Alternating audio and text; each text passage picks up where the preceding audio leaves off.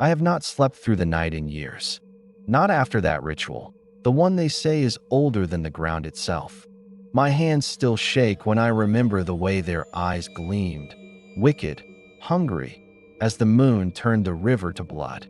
Nightbound Bloodline presents 8 secret rituals that bind humans to vampire bloodlines. What you are about to hear comes from a man who saw more than any skeptic should, who wandered too far into old places where real horror never died. What you'll hear was sent anonymously. It's raw, terrifyingly specific, and claims to be true. As always, we remind you, sometimes the barriers between myth and reality grow thin. Listen closely, some stories choose you. Ritual 1, the blood binding. My name isn't important, not now. I'm 34, a photographer by trade. I spent years telling myself folklore was for the bored and the broken, not for people with jobs, deadlines, and rent. I never believed in monsters, never thought evil smiled, let alone bled. But that changed after I landed in Vilcia, a corner of Eastern Europe smothered in mist and old dread. My assignment was simple: document forgotten ruins. The townsfolk joked about bloodline nights and dark gatherings beneath the moon. I laughed with them, bought their bread, ignored their warnings. That ignorance was my first step into the abyss. It happened during the blood moon. The dawn before, the forest was just a forest, wet, full of the chirr of midnight insects. By dusk, a silence pressed in, thick as wool. You know that feeling when the world seems to hold its breath? That's what followed me into the timbered cathedral where, according to legend, no echoes ever return. Inside, every step seemed stolen from someone else's nightmare. Moss clung to stone arches like dead hands. My lamp threw long, nervous shadows. Then, the air snapped colder. That smell, copper, like the inside of a tomb. At first, just a whisper. Then stronger, stinging. I pressed on. In the heart of the ruins, I found them. 5 figures, cloaked and faceless, stood before a marble altar stained deep red. Their chanting was a vibration, more felt than heard, old words drowning out my heartbeat. I stood frozen, caught between terror and an inexplicable urge to see more. Their leader, taller than the rest, approached. His eyes reminded me of the moon, ancient, rimmed with crimson. He carried a blade, bone-handled, dull with the memory of past rites. "Do you seek the bloodline?" he asked. No, I was just." He cut my words short with a gesture. From a bowl, he lifted a dark, viscous liquid and offered it. "1 drop is binding. 1 drop is forever." I thought about running, but my feet betrayed me. The bowl touched my lips. The liquid was ice, searing, alive, racing through my veins like fire searching for tinder. My vision blurred. My skin burned with an agony that became ecstasy. I felt other eyes behind mine, rooting through old memories, marking me. When I regained myself, the room was empty. My hand bled a single line down my wrist. The cut pulsed with a new heartbeat, one that did not belong to me. The first ritual, the binding. That night, sleep was a door smashed off its hinges. I awoke, gasping, hands clawed at the sheets. I knew there was no going back. Not for me. Not for anyone who tastes from that bowl. Ritual 2, the midnight oath. When the fever burned off, I found myself haunted by a presence that wasn't mine. The mark on my wrist itched with every sunset, and I slept, if you could call it that, with the sense that something was waiting just outside the edge of my dreams. The village changed after the ritual. Faces that once smiled avoided my gaze. Old women spat in their palms and made wards as I passed. It was during one suffocating midnight, stars wiped from the sky by thick, rolling clouds, that I heard the knock. Not at my door, but at the old chapel's ruined gate, the place I swore I'd never return. I shouldn't have gone. But curiosity, I've learned, is another kind of leash. The path was mud and root, the forest drunk with fog, my breath raw in my throat. At the chapel's heart waited an assembly cloaked in red, motionless as headstones. There were new faces this time, strangers and neighbors alike, each with that same mark now burning on their arms. The leader reappeared, candlelight glinting on his blade, his voice the hush of dry leaves. "Speak your name, and let it die," he commanded. The old language tumbled from their mouths, words as sharp as bone. When it was my turn, I hesitated. Then, somehow, the words unwound themselves from my chest. "I am unmade, blood to blood, shadow to shadow." Cold hands clamped my shoulders. A chalice was pressed to my lips once more, this time filled with a thicker, darker essence. I drank. It tasted of rust and ashes, of memory and grave loam. A shiver passed through the group, an animal tension, as if we were prey gathered too close to a predator. The vow was not mere words. It crawled into my marrow, rewriting instincts I didn't know I had. The leader sliced his palm, pressed it to mine. Pain blazed, but what filled me was deeper, a unity, a connection that screamed against every rule of nature. "We are the bound," he whispered. "Flesh is the gate, blood the key. Fear is the lock, open it." I staggered home before dawn, mind splintered, the oath echoing within. Sleep, when it came, was restless and strange. Hungry shadows pressed at my mind, and my dreams filled with the taste of iron. Every dawn, I woke changed. The village knew what I'd done, even if I tried to hide. I carried their curse in my veins, a living oath stitched into my soul. That was the price. That was the second ritual. Ritual 3, the marking beneath the skin. I tried to ignore the changes. I mapped every freckle on my arm, convinced that whatever had happened could be washed or reasoned away. But denial is weak against the supernatural. It began as a bruise under my wrist, the skin tender as though recovering from a wasp sting. I thought it would fade in days, but by the next full moon it had deepened, red-black at first, then slowly unraveling into filigree, an intricate latticework etched beneath the skin. The mark throbbed with a life of its own. Late at night, I'd catch glimpses of it in the bathroom mirror, sometimes glowing faintly, sometimes crawling, as if hungry for the moonlight. I smeared it with soap, scalded it with water, nothing helped. Panicked, I went to a doctor in the next town, letting her prod it with a cold-gloved finger. She frowned, murmured words in another tongue, and told me to leave. I saw her cross herself as I stepped into the corridor's fluorescent gloom. Old villagers eyed my sleeve, always pulled low, always hiding. They whispered, "He wears the blood brand." My stomach twisted every time I caught their glances. At night, the mark burned, smoldering in rhythm with my heartbeat. I began to dread sleep, not because of nightmares, but because, in dreams, the tattoo writhed stronger. I felt things pulling at me from the other side, as if the mark was a beacon, and I was a lighthouse fixed on the cliff of worlds. Some nights, I'd feel it crawling inward. The pain wasn't sharp, but sickening, like an animal gnawing from within.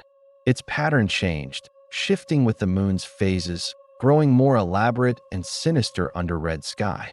I asked Nikolai, my involuntary guide in this descent, what it meant. "It is the seal," he said, voice sharp as frost, "the proof you cannot unbind. Those who bear it are forever watched, forever called." He pressed his thumb hard into my mark.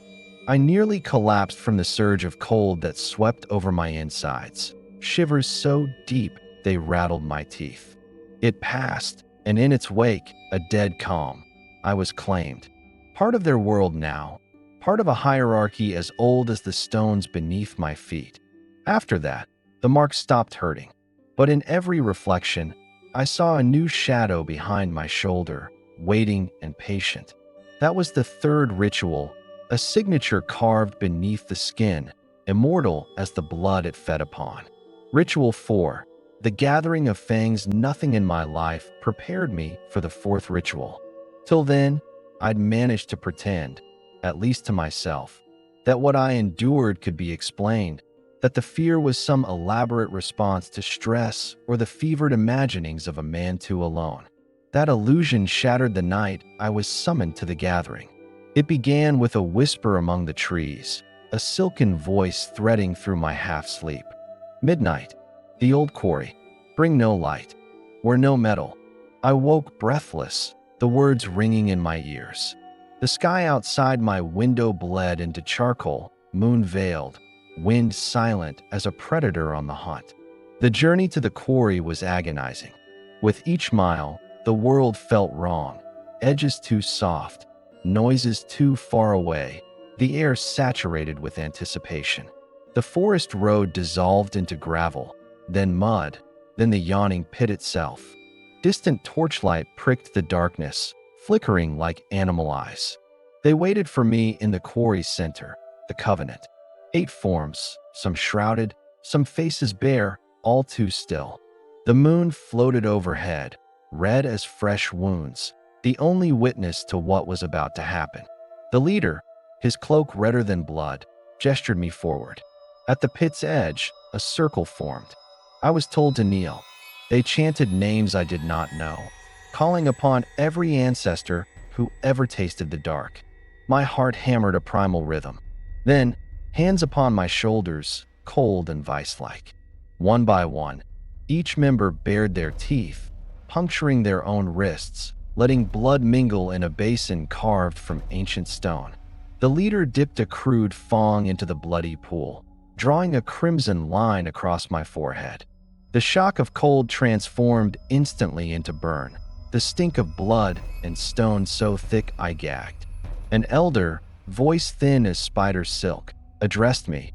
Blood called you here. You are not the first. You will not be the last. The air vibrated with low rumbling, a chorus of hunger and acceptance. My mark flared, veins singing in new agony. Each witness leaned in close, breath icy, eyes gleaming with private horror. For a moment, I glimpsed their true forms, faces flickering monstrous, mouths stretched too wide, pupils shrinking to vicious slits. The ceremony ended as abruptly as it began. They vanished into the stone and shadows. Alone, I stumbled from the pit, forehead slick with ritual blood, mind forever changed. From that night on, every fong in a dream, every whisper of hunger in a crowd, felt directed at me. The gathering was not mockery. It was a summons, a reminder that I'd been accepted. And acceptance, in this circle, meant submission to a hunger so vast it might never end. Ritual 5, the Feast of Red Memory. The days after the gathering unraveled in a haze, time stretching and folding, reality thinning like ice beneath my feet. I wandered town to town, trying to outpace the dread coiling within. I failed. I was summoned again, this time by compulsion, not invitation, drawn by a hunger I didn't recognize as my own. The feast was held in the oldest manor on the edge of the valley, a structure sagging beneath centuries of secrets. Its windows glowed faint amber, obscured by curtains thick enough to blot out any trace of dawn. My feet found their way without will or reason, drawn forward as if strings burrowed beneath my skin were puckering tight. Inside, the air was thick, spiced with cloves, wine, and the metallic undertone of fresh blood. Candlelight flickered over faces new and ancient, some beautiful, some grotesque in their predatory elegance. At the heart of a vaulted hall, the table groaned with offerings, rare, dark red wine, bowls of crimson fruit, and, at the center, a sealed decanter, sweating in the candle glow. They called it the Feast of Red Memory. Each initiate was required to imbibe, not just to share wine or break bread, but to consume a memory, a living fragment siphoned from another's veins.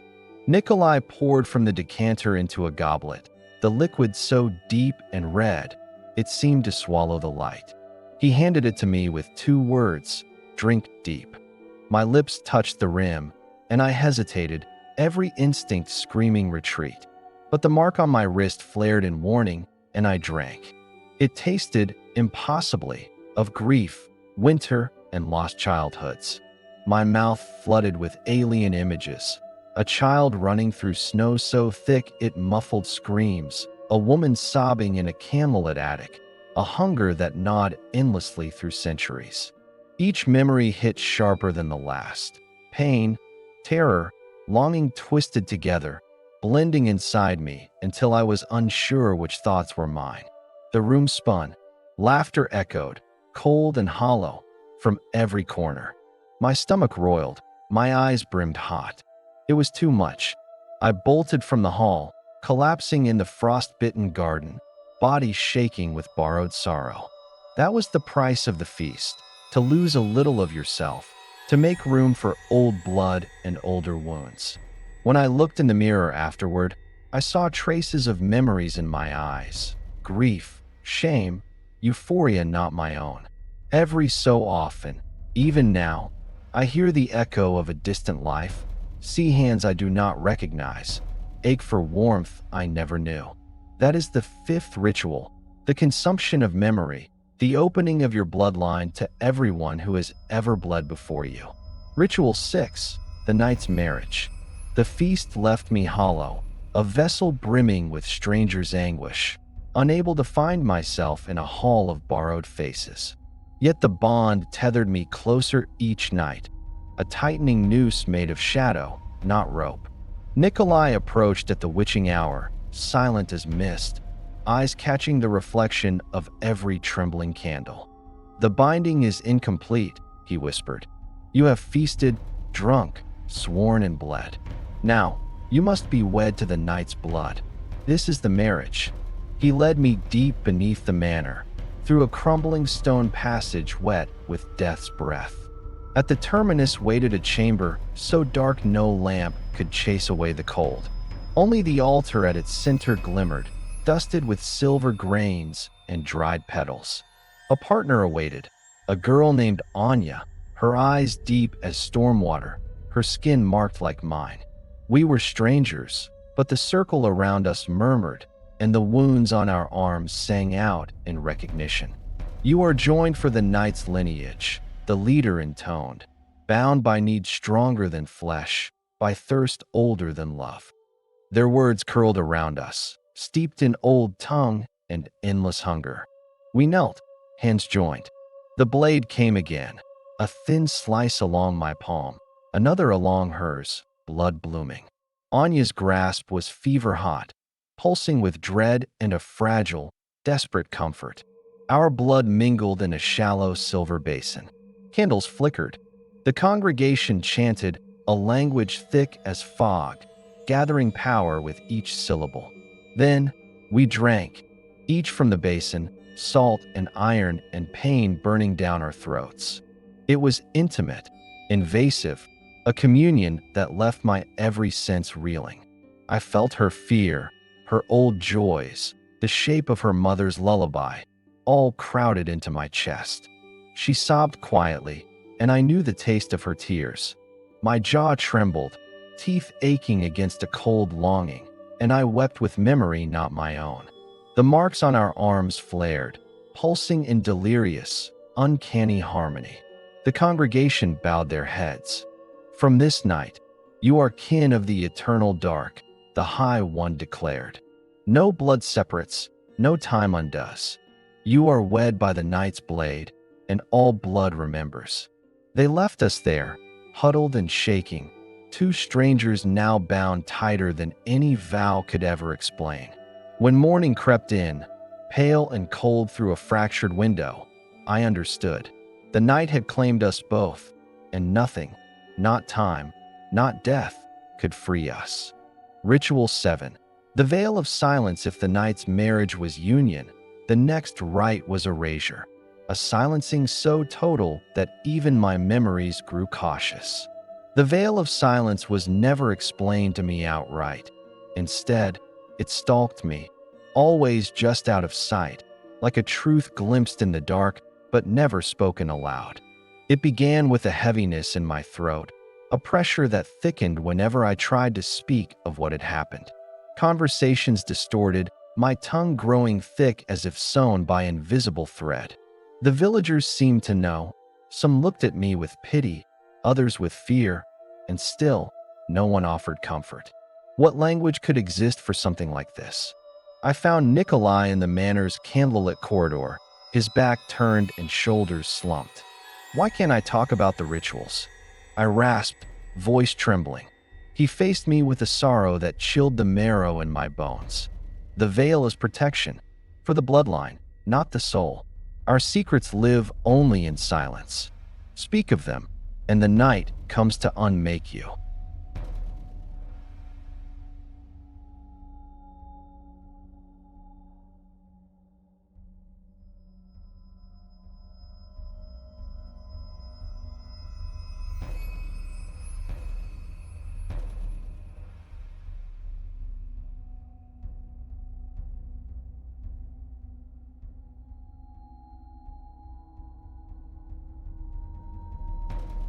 My heart pounded with the primal terror of erasure. I felt memories splinter, names lost, faces blurred, the details of each ritual growing slick and elusive. Only terror and hunger remained vivid. I tried to clutch onto Anya's hand, yet her touch felt miles away, her face foggy, her sobs a distant, stifled echo. A slow, crawling dread settled into my veins. I realized then, the price of this ritual was the right to bear the truth. To speak of the bloodline is to summon something hungry and ancient, a punishment for betrayal worse than death. When the ritual ended, we stumbled into the night, wind hollow in our ears, minds thick with muffled secrets. I wanted to scream, to confess, to beg for release. Instead, I wept, silent, unseen, unheard. My voice now belonged to the shadows. That was Ritual 7, the Veil of Silence, a curse that keeps the bloodline hidden, binding every secret behind stitched lips and haunted eyes. Ritual 8, the Crimson Ascension. There came a night when the fever in my blood reached a climax, a pulse so irresistible that I abandoned all mortal fear. I was drawn from my bed by moonlight pouring molten through the windows, shadows swirling around my feet in patterns I dreamed of but never understood. I knew, with a certainty that came from my bones, where I was supposed to go. The manor was silent, emptied of all living sound. My footsteps echoed along the ancient halls as if the stones themselves knew my name. At the heart, beneath the old chapel, I found a room domed in glass, moonlight trapping every inch of me in stark brilliance. At its center stood the altar. This time, no blade, no chalice, just an obsidian bowl filled to the brim with blood as dark and endless as midnight. Nikolai waited, face grave, gestures slow. A group stood encircling me, the original keepers, their faces ageless, their eyes twin pools of eternity. Tonight is the Crimson Ascension, he intoned. Tonight, you cross the threshold. He beckoned me forward. I knelt, spine crawling with every dark memory, every forbidden hunger. My mark burned searing hot, so intense it was almost pleasure. Nikolai dipped 2 fingers in the bowl and pressed them to my lips, cold, sticky with the promise of forever. The room spun. My veins sang with fire. My pulse leapt to rhythms older than my species. The congregation began a low, keening chant, words my animal mind recognized, even as my human thoughts dissolved in the fog of transformation. I felt myself lift, not in body but in spirit, a torrent of images flooding me, running through endless forests, moonlight sharpening fangs. Tearing into prey, hunger sated only by crimson warmth. Breathing in centuries, feeling every ancestor rage and rejoice inside me. I was both myself and something more, a collective entity pulsing in the dark, alive with the memory of every bloodline that came before, every sin, every secret ritual. Time warped, every heartbeat echoed through ages. Then silence, sudden, absolute. And in that silence, I understood. The Crimson Ascension was not a right to witness. It was a rebirth, a surrender to the truth that, Having bound myself, I could never return. I was now kin to the eternal night, a fragment of darkness wearing the shape of a man. When I rose, the congregation bowed deeply. They stepped away, melted into shadow, leaving me alone, changed in ways I cannot speak, bound in ways no historian could record. I saw my own reflection flash fanged in the altar's obsidian bowl, feared, respected, and damned. This was the final ritual, the culmination. The witness's journey through 8 secret rituals is a warning wrapped in horror, a testament to the price of crossing the line between myth and memory. In his account, terror is not the monster in the forest. It is the knowledge that our blood remembers, that some bonds can never be undone. It's stories like these, sealed in dread and whispered beneath the blood moon, that remind us how little we truly know when night falls hard against the world. If you have ever encountered darkness that felt too real to be imagined, share your story in the comments below. Like and subscribe for more chilling journeys into the unknown. This has been Nightbound Bloodline. Thank you for listening. Until next time, sleep with one eye open. The end.